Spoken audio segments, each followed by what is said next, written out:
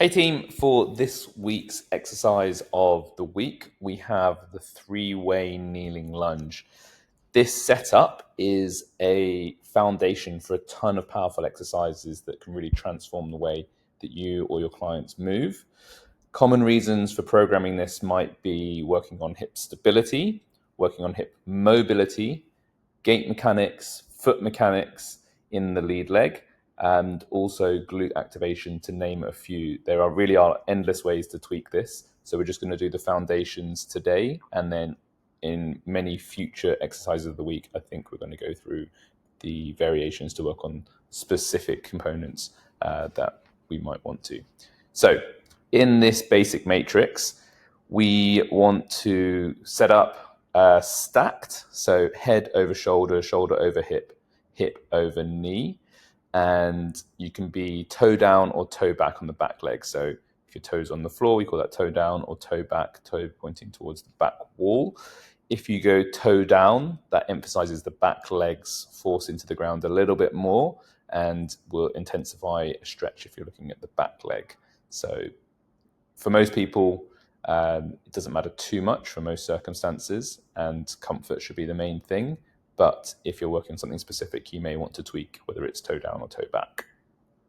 You can elevate the back foot as well, so put it on a weight plate to increase the amount of length required from that back leg and hip.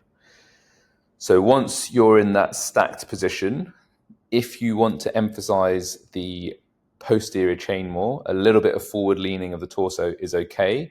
But for most goals, we want to stay between the 2 feet. So once this leg comes out, we don't want to be leaning too far forwards. Some people will naturally do so if they're uncomfortable keeping weight in the pelvis and the back leg. So just look out for that as a compensation pattern if you're prescribing it to others.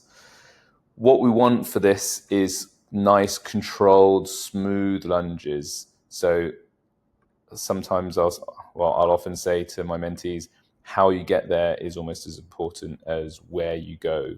So if you're just flicking out a leg and landing on it super heavy without much control, you're very unlikely to work on a new movement pattern. Your body's probably defaulting to what it's already good at. And most movement mechanics exercises, we're trying to improve the way we move rather than just further embed the way we've always done things.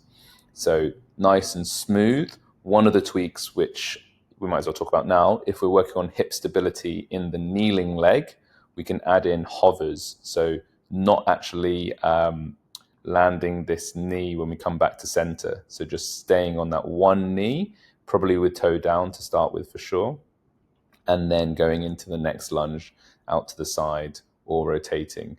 And this basically teaches this hip to stabilize really, really well without the opportunity to rely on the foot, which a lot of people do in standing stability exercises.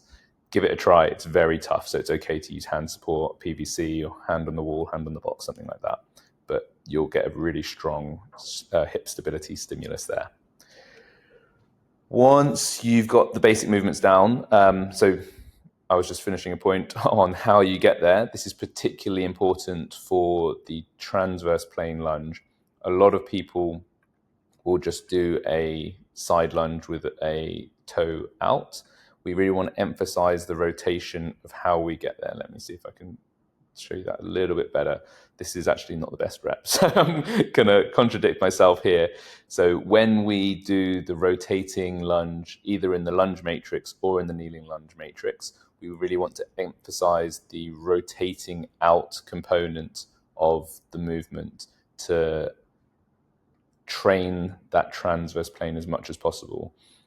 This is actually, it's not ideal, but it's not as bad as I'm making out. Do you see how the pelvis rotates right before we land the foot? In the standing lunge matrix, what we want to watch out for is just a diagonal lunge where people will be already turned and then just lunge forwards. And it's a very different stimulus than if you are rotating and lunging at the same time, controlling the external rotation in the back hip as you go. Those are the key points I wanted to talk through today.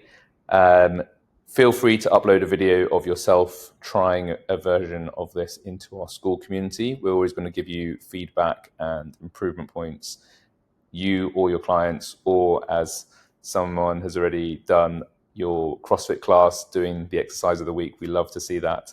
So let me know what you think, guys. Hopefully this was useful. And don't forget to check out the exercise library on our YouTube channel, where there's over 600 exercises just like this for you to be inspired by and hopefully get some ideas for your own and your clients' training.